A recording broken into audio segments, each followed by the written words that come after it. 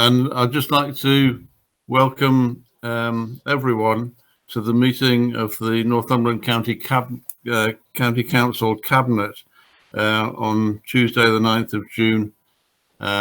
Welcome. We have quite a full agenda today, so we'll move through the agenda as effectively as we can. Firstly, I'm asking if there are any apologies for absence. Everyone's here, Chair. Thank you. And as Cabinet Secretary, can you confirm the Cabinet members present for this meeting? I'll run through the names, Chair, if members can just confirm their presence. Councillor Daly. I'm present. Councillor Homer. Present. Councillor Jackson. Present. Councillor Jones.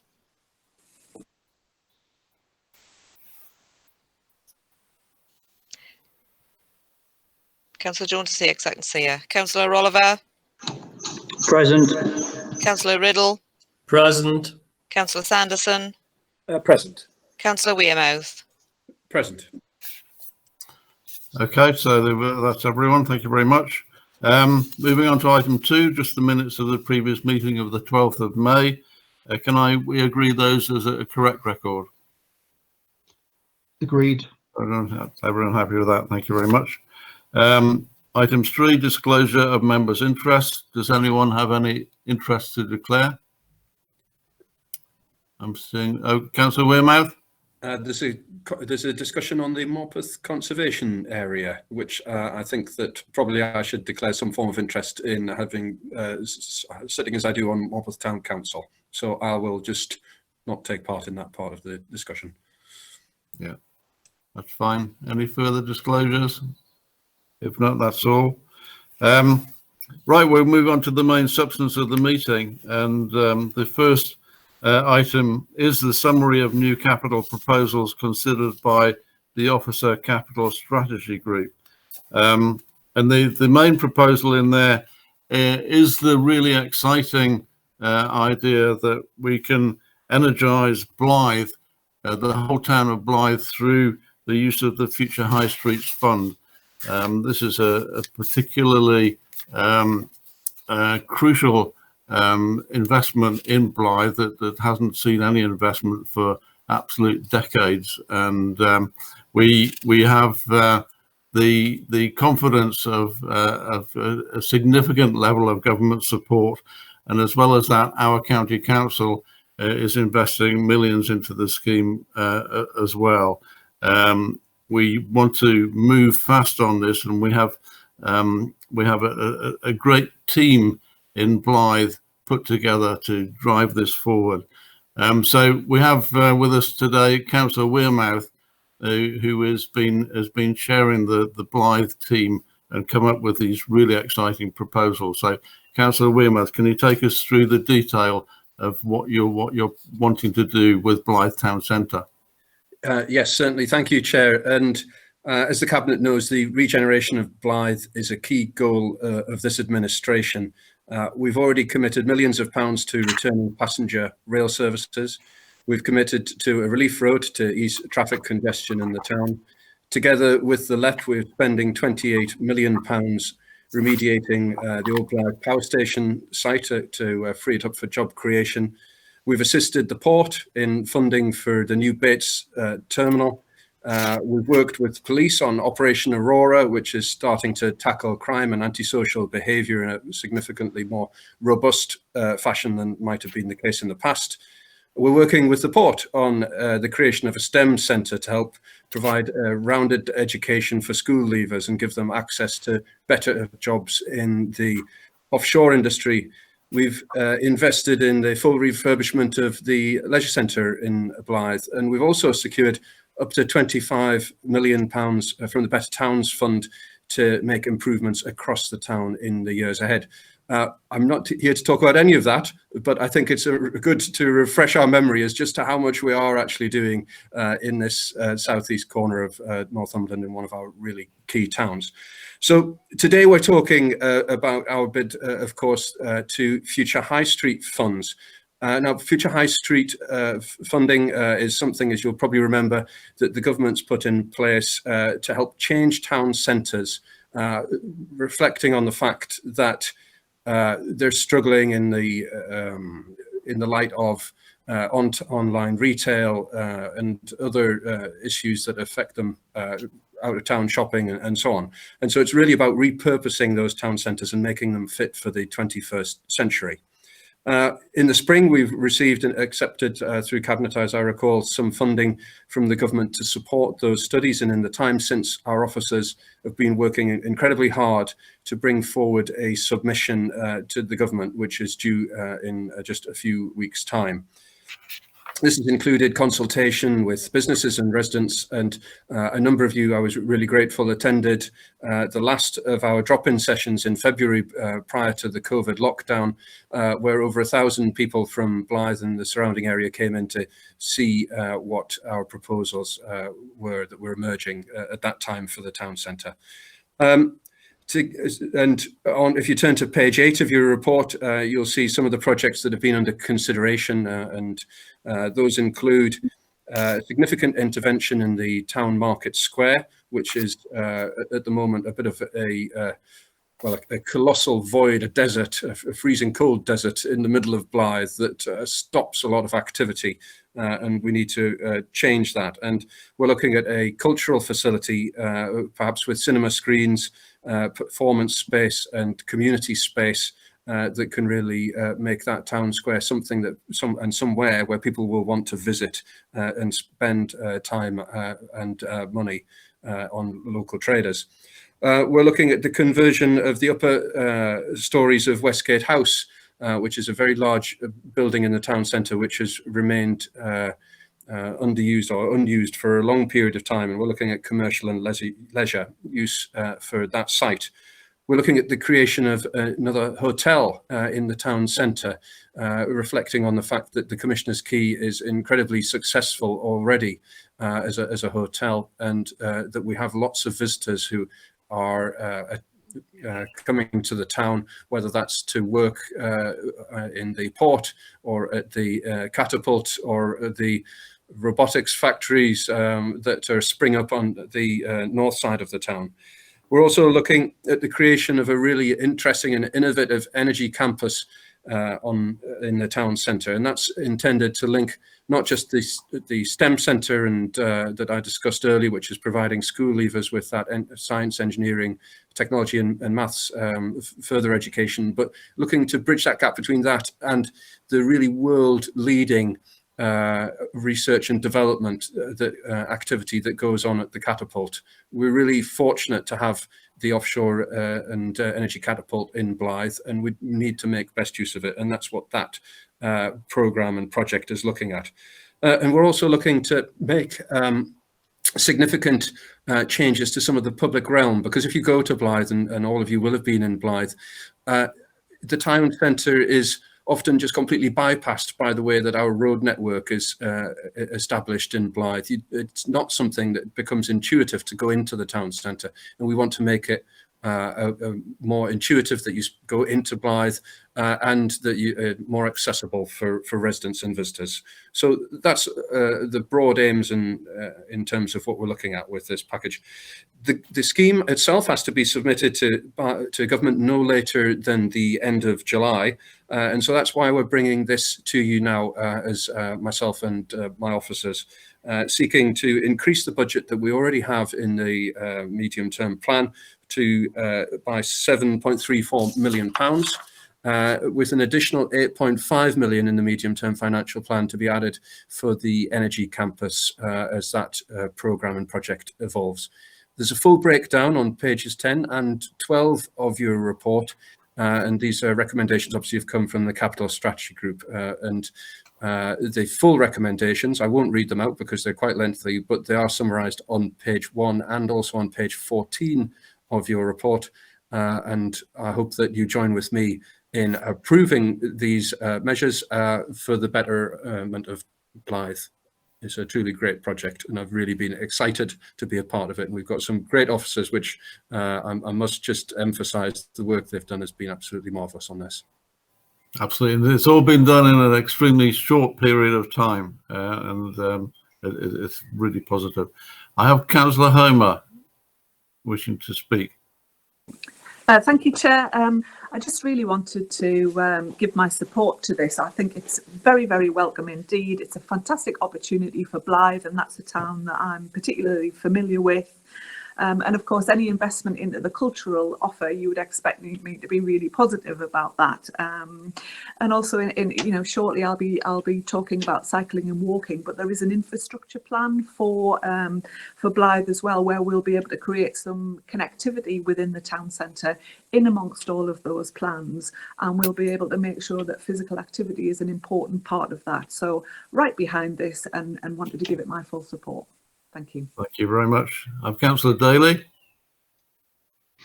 Thank you, Chair. Just to echo what's been said, and I think it's worthwhile to put in context. For years and years, the story about Blyth was one of doom and gloom. That was all the messaging that we got. And since this administration came in, the message has been positive. And for someone who's lived in the neighbouring town of Cramlington for the best part of 25 years, I know the history of how Blyth has been portrayed as forgotten, downtrodden, and everything was so negative. And what I love about this report and the work that's gone on over the past couple of years is this buzz about Blyth and about how we can absolutely transform a town which has been largely neglected, like some other towns in our county. It's been largely neglected, and I think that this just screams positivity. And I know that Councillor Wearmouth listed a whole load of things at the beginning about what's been happening. This is absolutely about a joined up approach to how we support our towns, whether it's Blyth, whether it's Berwick, whether it's Hexham. It doesn't matter. This is about being joined up. So as Councillor Holmes rightly pointed out, the tourism offer, linking into our walking and cycling strategy, the fact that, you know, people listening to us talking about Blyth may not realise that Blyth is home to the largest wind turbine testing facility on the planet. There is so much positivity about this town, and I think this is absolutely going to be transformative. And speaking with my children's services portfolio, I am delighted that STEM and education is written into this, because that is how we are going to massively transform our towns, the length and breadth of this county. And I want to commend Councillor Wearmouth and his team for actually pulling this together with the people of Blyth, and another local MP and others who've actually been part of putting together what I think is a transformative report. And this is going to, and I think it includes in the title, Energising Blyth. That's exactly what this is for, and I think this is a fantastic report and well done. Right, no, thank you for that. I think you just sort of summarised my thoughts on it. As leader of the council, I've been to Blyth numerous times over the last 2 or 3 years, and I feel that the place is changing. The atmosphere is changing. It was a town that its own councillor called it down in the dumps or something like that. But I don't get that feeling anymore. It's the centre of things that are key to worldwide industries. The future of the whole of the offshore sector is so exciting. It's already created hundreds, if not thousands, of jobs around Blyth in the last few years, and it's going to create thousands more. And this is about getting the town fit for purpose, fit for the 21st century, and a town that people will be proud of once again. I think when you look at the history of Blyth, when it used to be a major shipbuilding centre for the Royal Navy, no less, there was a huge amount of pride in what they did. Well, I think we'll resurrect that pride in the town of Blyth, and I think the future is really exciting. So I'm really pleased with this investment, both from the government and both from our county council. So if you just raise your hands if you agree with the recommendations on this one. There we go. Thank you very much. That's unanimous. Right. Well, thank you very much. That's that report. And we move on to our next item, which is Our Way, our vision for cycling and walking in Northumberland. Councillor Homer. Thank you. Cycling and walking is a particular passion of mine, so I hope you will indulge me for a few minutes because I've got quite a lot to say on the subject. And to be fair, the strategy has been some time in the coming. Now, when I went to scrutiny last week, I opened by saying a statement about cycling and walking, and I'm not going to make any apology about saying that statement again to you all this morning. Because if any county lends itself to cycling and walking, it's our county of Northumberland. And of course, running through all of this is a determination to make cycling and walking the natural choice for all short journeys in the county. It's ambitious, it's aspirational, but there is a determination that runs underneath this strategy and the various elements of it. So I'm particularly delighted to bring this strategy to you today. And as you know, it's a joint piece of work between Northumberland County Council and the Northumberland Cycling and Walking Board. And inside the report, you'll see the makeup of that board and who the members are. And before I really go any further, I just wanted to say a thank you to all of the officers who've been involved in this, because there is a huge amount of work gone into what looks like a couple of pages that you've got before you now. So we've got the strategy, we've got a delivery plan so that we can measure outcomes and performance on that strategy.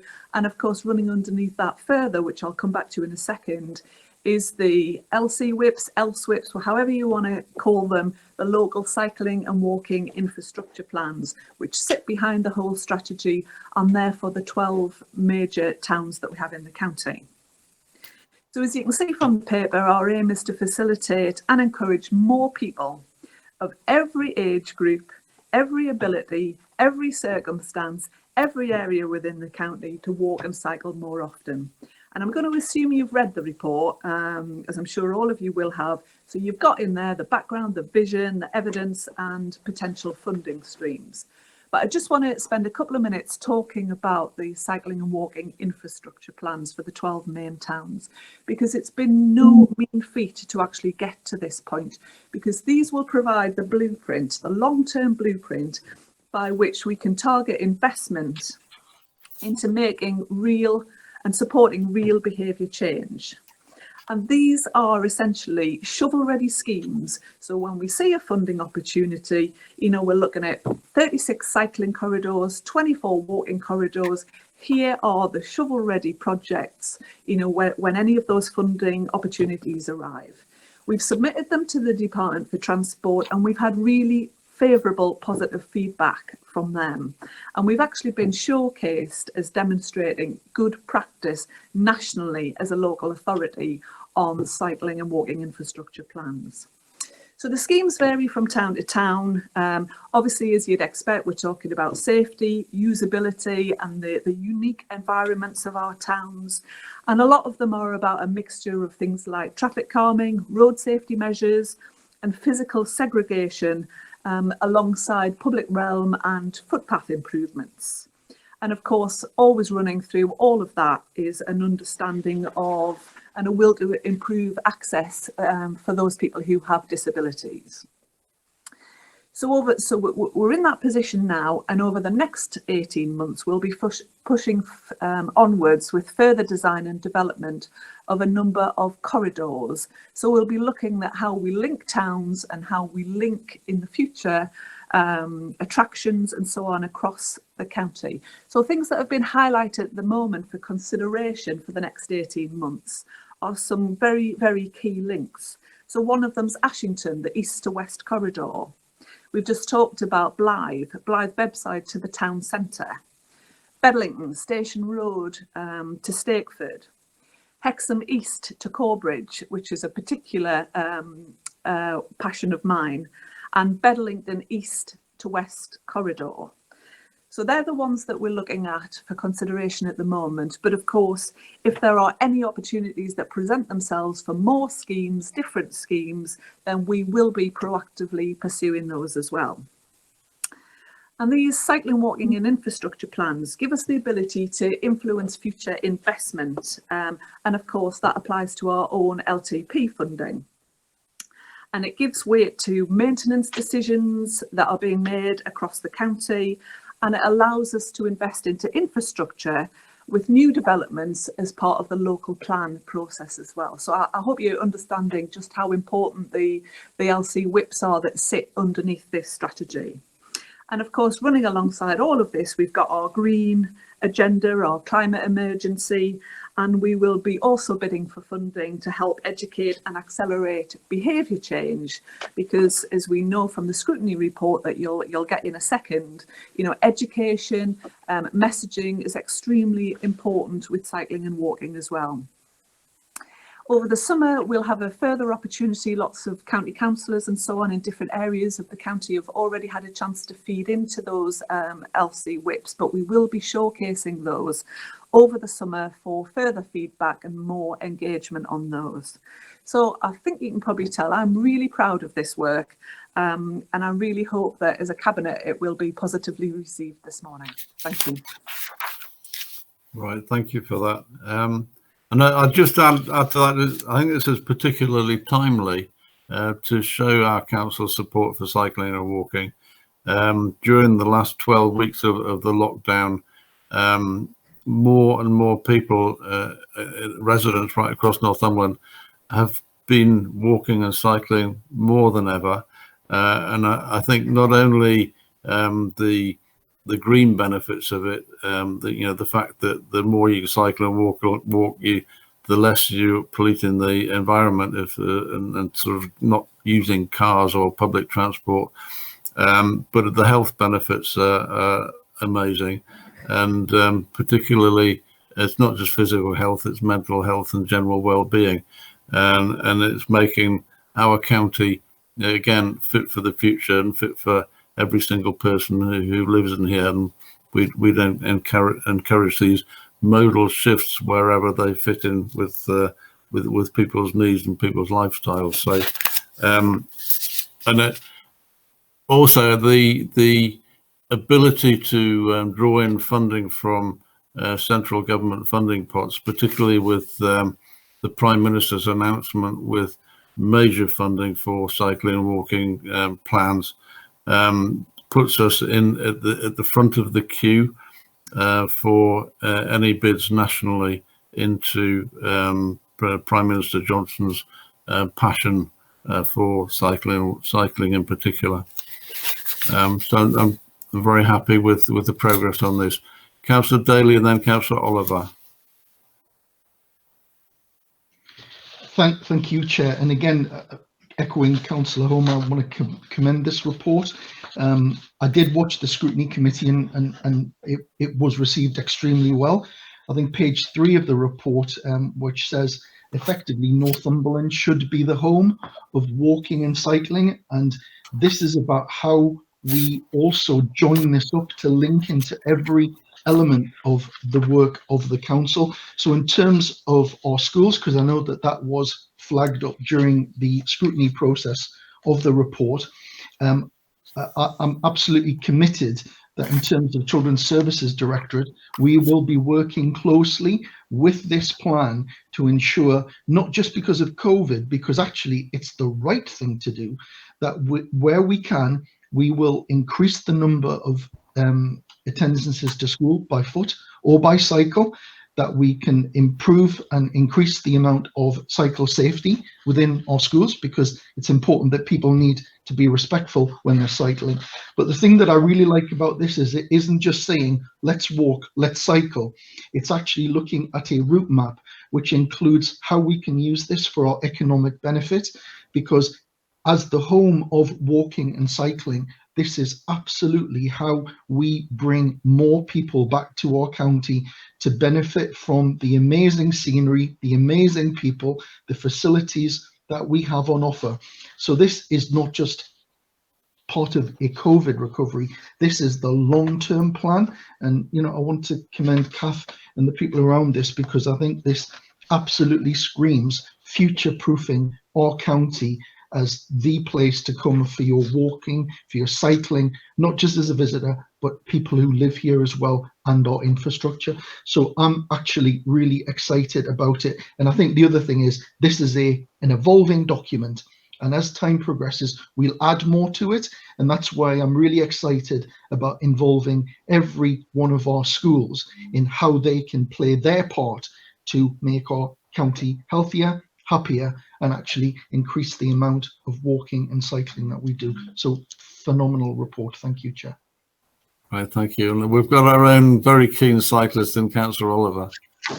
Thank you, Chair. As somebody that I think went out cycling 24 times during May, I'm very, very excited about this report. I think it shows real ambition that we've never seen before in terms of taking a really joined up approach right across the council, local services, education, economic regeneration, culture, arts and tourism, all working together to really develop something incredibly powerful that will help our local economy, improve the health of our residents, and also have major environmental impact. I think there's a couple of points I'd just like to raise. I think, can we use our influence? Because if we're going to reduce the number of journeys dramatically, we have to encourage more people to commute, whether it be to schools, which Councillor Daly just talked about, or commuting to work. So if you take an area like the Tyne Valley, where a lot of people are commuting into Newcastle, Gateshead and Sunderland and so on, can we encourage the train companies to put more cycle storage on their trains? Can we encourage the bus companies to adapt their buses to carry bicycles? Because it's got to be an end-to-end journey. We also need to encourage and do more in terms of cycle storage at our railway stations right across the county, and work with our partners in Newcastle and the other big towns to do that. So, and in particular, I'd just like to welcome the ambition to try and connect Corbridge to Hexham. It's going to be very difficult. It's been tried many, many times in the past, but I think if there's ever an opportunity to do it, it is now, and I'll work very, very closely with Councillor Homer to try and achieve that. Thank you. Right. Now, it was considered by the scrutiny committee, and we've got a scrutiny report in front of us. But I don't think we have Councillor Jeff Reid, the chair of that committee, with us today, but we've got his report. Okay, Councillor Homer, do you want to just sort of respond to those comments? Yes, I mean, when I took the report to scrutiny, it's always the same, isn't it? When you look at anything in black and white, it probably doesn't give you the flavour. So anybody who watched the scrutiny meeting last week will know that generally it was very positively received. And certainly in terms of the goals and so on that are in the actual strategy itself, that went down really well. Like the cycling and walking board, there was an ask for assurance on communications, about messaging, and about involving, everybody from older people to young people, which Councillor Daly has talked about there. And we did give a commitment last week to do all of that, and that still stands today. Right, thank you very much. Right, well, thanks for those comments. We're all obviously very excited to get on with this. All those in favour of the recommendations, please show your agreement. Thank you very much. That's unanimous. Right, when we move on to the next report we're going to consider, which is about our area of outstanding natural beauty on the Northumberland coast. Councillor Riddle. Thank you, Chairman. As you say, this paper is seeking the formal adoption of the Northumberland Coast Area of Outstanding Natural Beauty Plan to take us forward for the next 5 years. There are only 34 AONBs in England, and we all know what a great coastline we have. The coast, the castles, the beaches, the sweeping landscapes.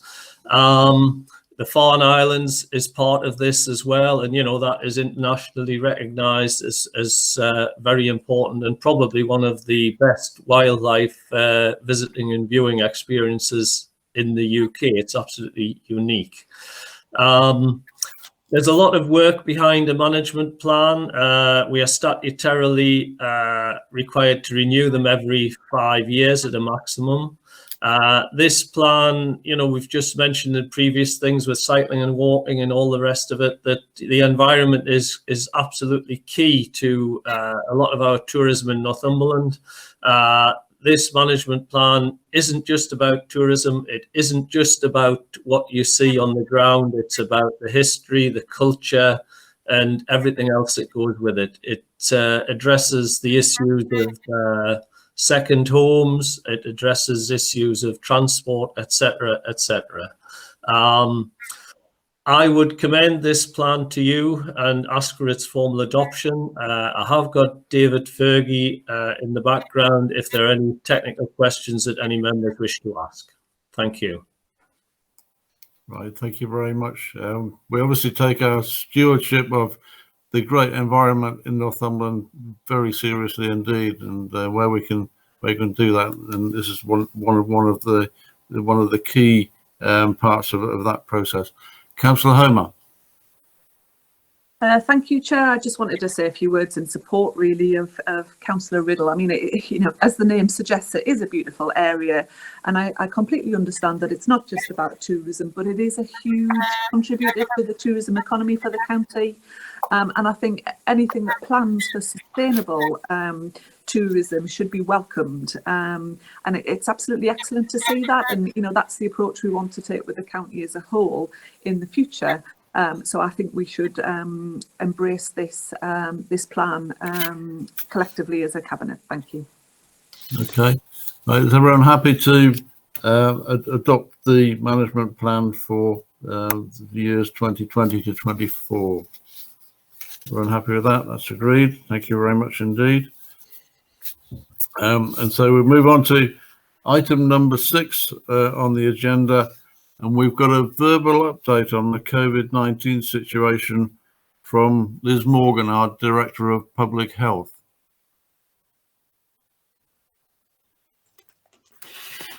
Thank you very much, Chair. Okay. Can you switch your video on now?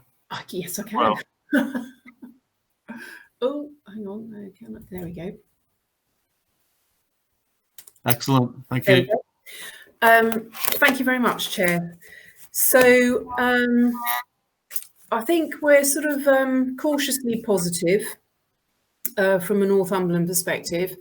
There has been a general downward trend in the number of daily cases from 6 to 8 a day about a month ago to 3 or less a day over the past week. And in fact, over the past week, 10 people have tested positive through NHS laboratories. The other good news is that we've had no outbreaks in care homes over the last week, and that's really important because that's where our high-risk population largely lives. Nationally, infections in the community have reduced from, or are estimated to have reduced from about 1 in 400 to about 1 in 1,000. And deaths are also decreasing both nationally and in Northumberland, although, of course, you know, every one of those deaths is a tragedy for the family concerned. The NHS Test and Trace, which was introduced about 10 days ago, I think it's fair to say that that's still a bit of a work in progress, but Public Health England are working incredibly hard to make sure that that programme connects well with ourselves, and that the data flows start to emerge and come to us as a local authority, because obviously having that data from both the NHS testing laboratories and from the mobile testing units and the regional testing units, having all of that data is going to be really important for us in terms of looking at real-time data and assessing transmission within Northumberland. And we're already planning on how we can use that data to identify hotspots within the community.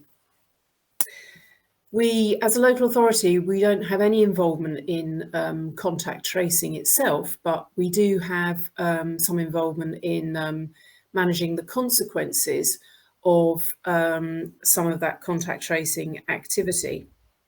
So we'd be involved largely where in those situations where the consequences might be high profile or might otherwise be significant or problematic. So complex outbreaks or incidents in care homes or schools, secure residential settings, or in sort of high-risk communities or individuals. They are all areas that we will need to get involved in as a local authority. And we also need to come up with a mechanism to impose any local control measures if we identify those hotspots in transmission, or if we're concerned that transmission is increasing. So every local authority is going to be required to develop an outbreak control plan by the end of June.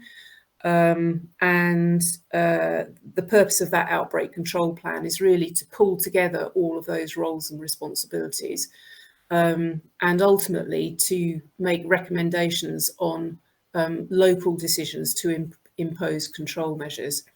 But actually it isn't all about reacting to transmission across the county. It's also about engaging with the public and, you know, promoting messages which are going to be essential in continuing to contain transmission. And I think the member-led engagement board that Councillor Jones is going to chair is going to be absolutely critical in making sure that the messages that we put across to the public are clear and consistent.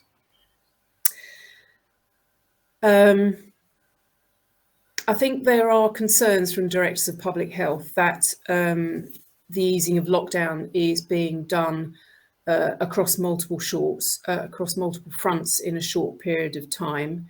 And I think that, you know, the key message from that, from our perspective, is that there is absolutely no room for complacency.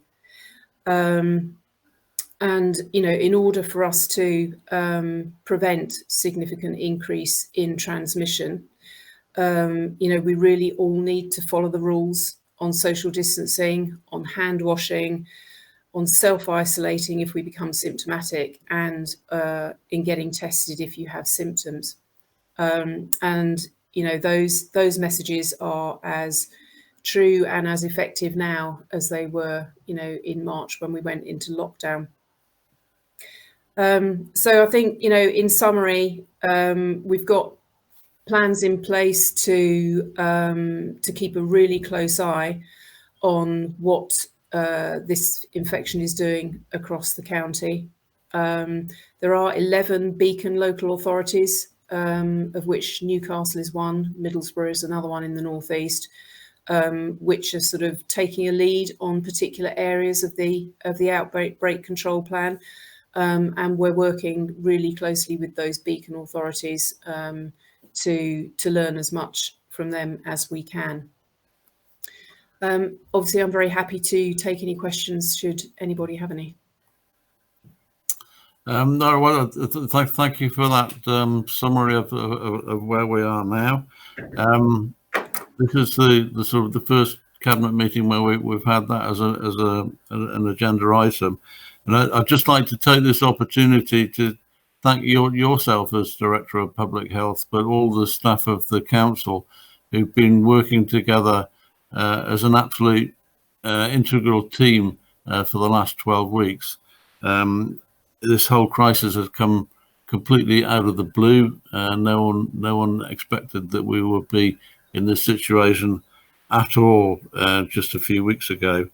I think our county council has been central to the preparations to deal with the crisis for the last 12 weeks.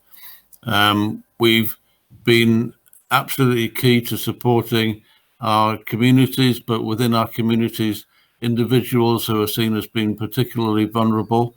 We've done that through our communities, Northumberland Communities Together team, and that operation has been seen to be very successful. We've been working with our care homes, and it's something that's not recognised. But we've been doing a huge amount of work in Northumberland to support our care homes, not just with advice, but with PPE equipment and with financial help. And most of our care homes in Northumberland are actually privately run, but to us, we've been actually concerned about the individuals, the hundreds of people who are being looked after there together.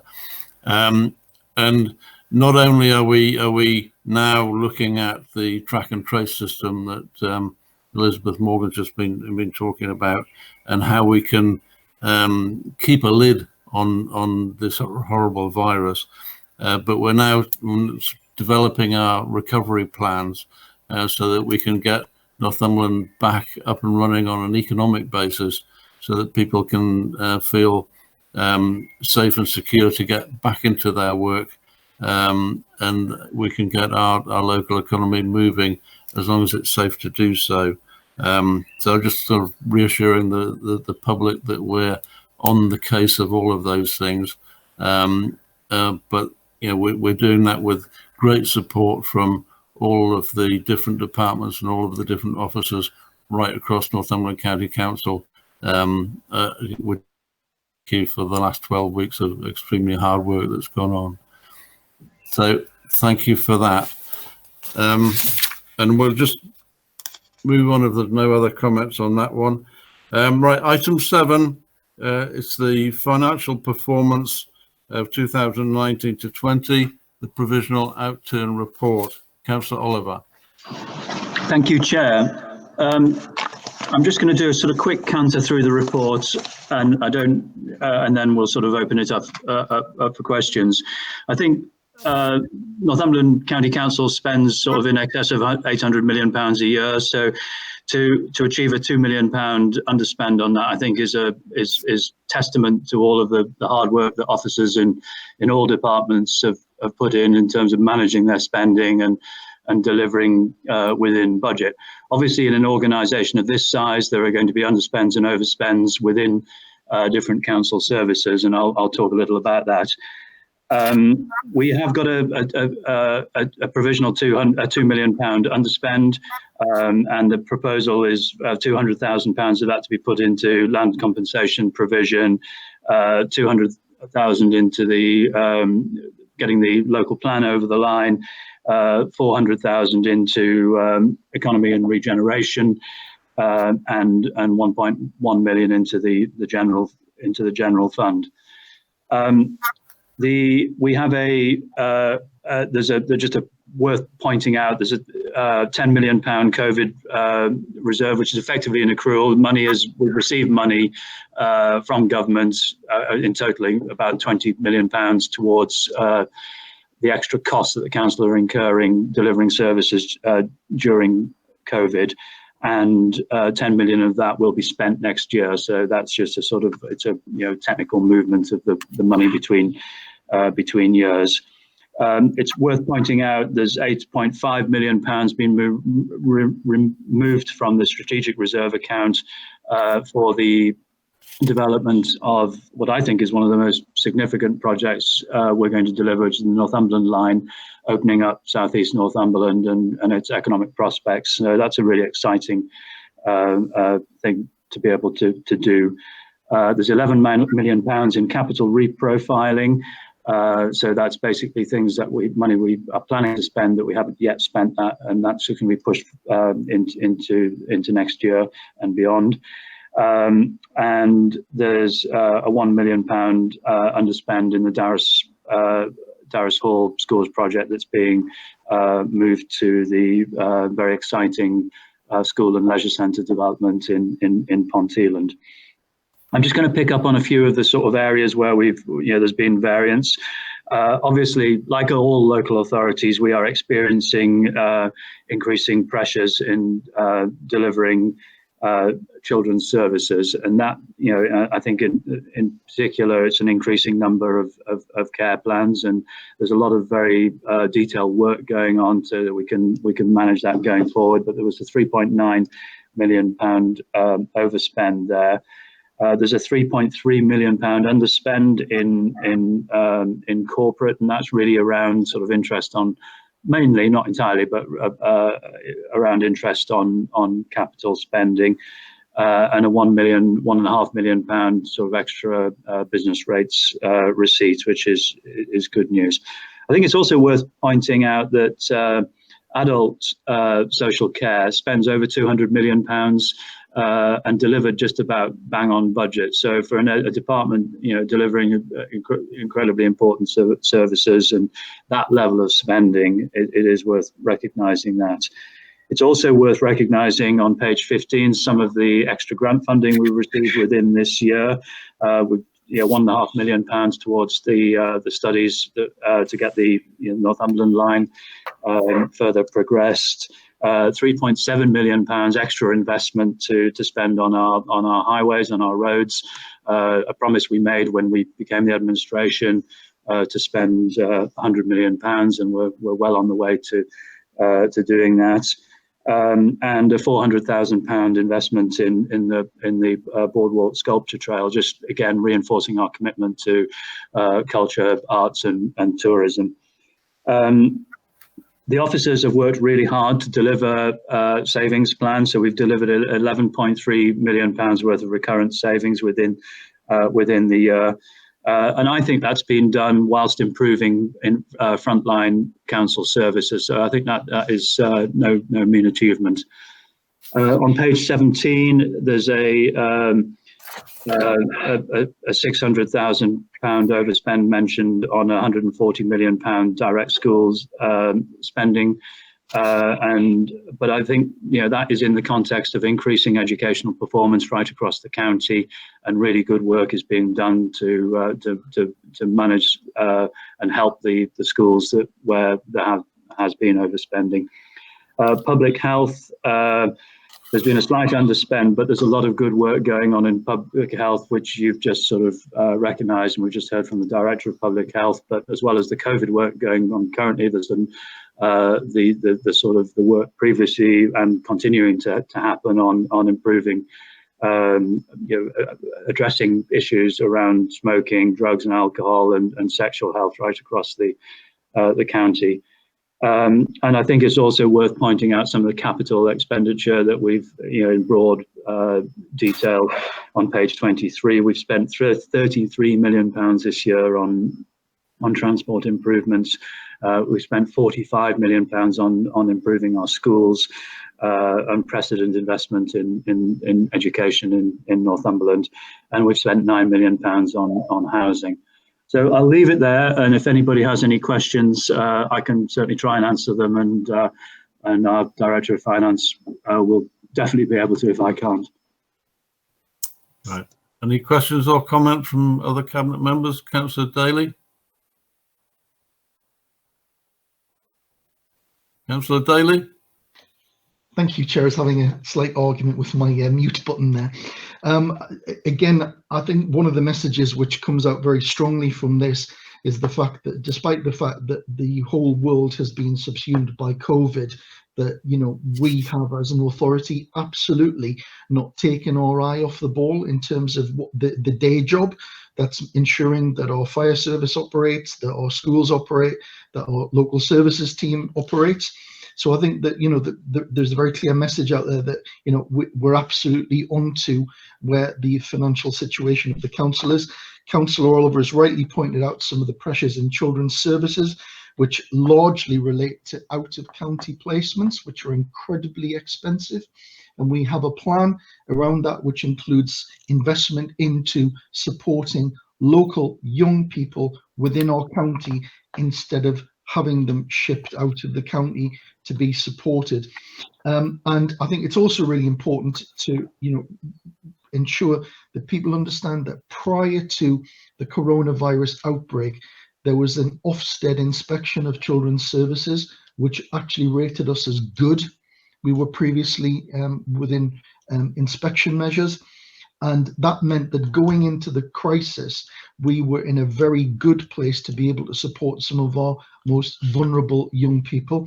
So I think not just only an understanding of what our finances are, but also an understanding that as an administration, we have been pretty much on the ball in terms of supporting our communities and those most vulnerable. I'm not pretending we've got everything right, but what I am saying is we were in a much better place than we had ever been a few years ago. So we're on to this. We need to look at where we can do some things differently and better for our communities. But overall, I think the message is that we're not taking our eye off the ball in terms of how this council operates and our finances. Right, Councillor Riddle. Yes, I just want to add to that, really. And, you know, one of the unsung heroes here, I think, are the bin men who've collected the rubbish without missing a day during all this COVID thing. But really, you know, the county council is a huge business. And to come in with an underspend and to have delivered what we have delivered in these challenging times is quite exceptional. And, I want to commend that, and I want to thank Nick and the staff that have managed the budget and all the rest of it, because I think it's very well done. No, I absolutely agree with that. And I think the point is that we have been keeping our eye on the day job, and we've been keeping essential services going right across the county in quite an exceptional way. We decided we would carry on doing as much as possible. So the bin collections have gone on, the green waste collections have gone on. We've been cutting grass and keeping the whole county as tidy as we can for the last 12 weeks. We opened the recycling centres more or less in the sort of before most other councils right across the country, and our staff have done a wonderful job in very difficult circumstances to keep things going. We all thank them for that, and we're all trying to get things back to normal as soon as it's safe to do so, and we'll carry on working in that way right across the county of Northumberland. So with that, is everyone happy to agree the recommendations? I have to wait for Councillor Jones. Yes, that's agreed. Thank you very much for that. Right, item 8, back to item 8, Appendix C, endorsement of conservation area character appraisal for Kirk Newton. Councillor Riddle. Thank you. I think we'll start by just saying that conservation areas are designated with the intention of preserving and enhancing the special architectural or historical interest of an area to ensure its protection and management in a positive and sustainable way. As a past chairman of the National Park, I was very familiar with Kirk Newton. Actually, the area of Kirk Newton, the vast majority of it falls within the National Park on this conservation area, with a very small area just to the south of the B635, which is within our county council boundary. This will be the only conservation area within the National Park, and just one of 70 in Northumberland. It's important to have these conservation appraisals because they are a transparent tool which can be used in the with planning, and it also it's a very clear statement for anybody wanting to do any development as well. So, I would commend it. Yeah. Excellent. Everyone happy to agree that one?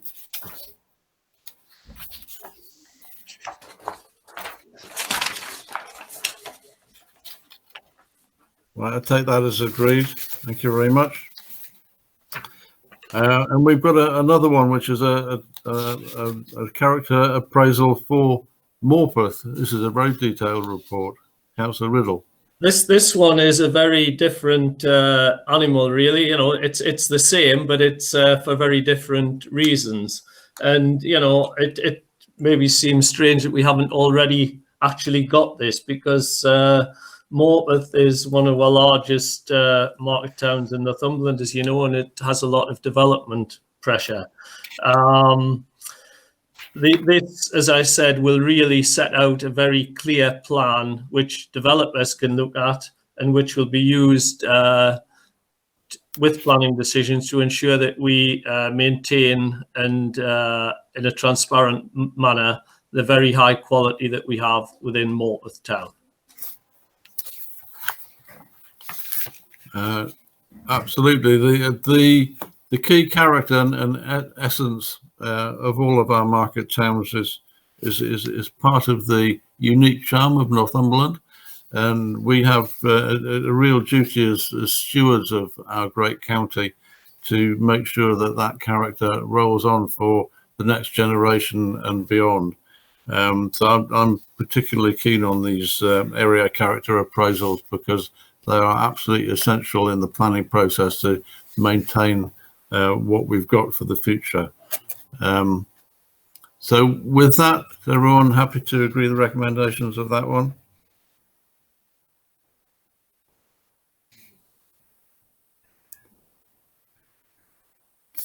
Thank you for that. Item 8, local area council feedback. We have feedback from our local area council meetings. Councillor Dodd. Can you hear? Yes. No, because I've just had a power cut and I've lost you for 5 minutes, but I've got nothing to add. So I'm just back in the room, as it were. Right. Okay. Right. Thank you for that. And just in terms of the local area councils, we are conscious that they're not online at the moment and they're not in the programme, but we're actually working to get them up and running as soon as it's feasible to do so. So just for that information. And then item 9, urgent business. I have not been advised of any urgent business. So can we agree to pass the resolution to go into the closed agenda? I have one item for the closed agenda and that's all.